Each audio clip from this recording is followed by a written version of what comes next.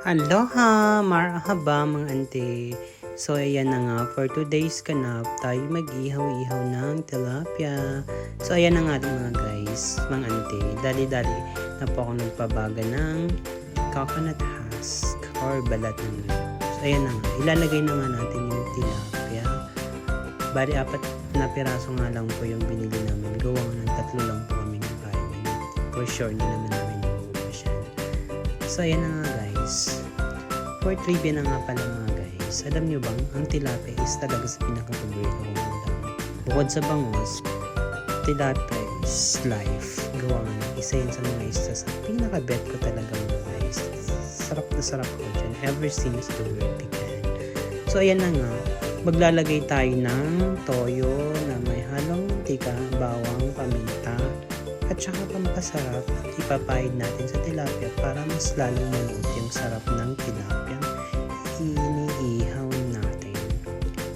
So natutunan ko nga pala yung mga ganitong eksena sa mama ko. So, pag nag-ihaw po siya ng isda, so nilalagyan ko ng ganyan. Pinapahira ng toyo, mantika, bawang, sibuyas, paminta. So pinaghahalo-halo po yun at ipapahid yung mismo sa may skin ng isda o kung ano mga isda yan.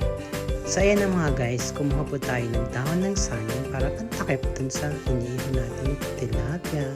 So ayan na nga ante. Hugasan natin para syempre super clean, diba? Para malinis ang ating pantakip sa tilapia. So ayan na nga guys, mga ante, ayan. Ayan na po ang ating tilapia at ating tatakpan ng dahon ng saging. So habang tinatakpan ng dahon ng saging, ay ang bilis! Ayan. So kailangan natin siyang i-anetch para yung another side is maluto siya ng bonggang-bongga. So ayan, actually nga nagsastruggle nga ako din. Gawa nga ng nadikit yung isda. Siguro hindi siya masyado na anetch. Kaya nadikit ang isda. Super struggle ang lola mess. Pero okay lang. Na-achieve ko naman siya ng bonggang-bongga. At least diba, hindi nadurog. So congratulations to myself. Kasi na-achieve ko ng bonggang-bonggang hindi madudurog yung isda. So ayan, after ng mga guys, talaga ako kumuha ng pampahid. Yan yung naiwan na toyo, mantika, pinaghalong mantika, toyo, paminta, bawang, sibuyas para ipahid natin sa ating iniihaw na isda para mas lalong manuot yung sarap. Yummy. Diba? Kasing sarap na nakikinig nito. So ayan na nga guys. Malapit na nga pala siyang nagluluto niyan. So stay muna ng very lights. Ayan na siya. Ayan na. So naluto na siya na guys. Nilagay ko na sa may pinggan.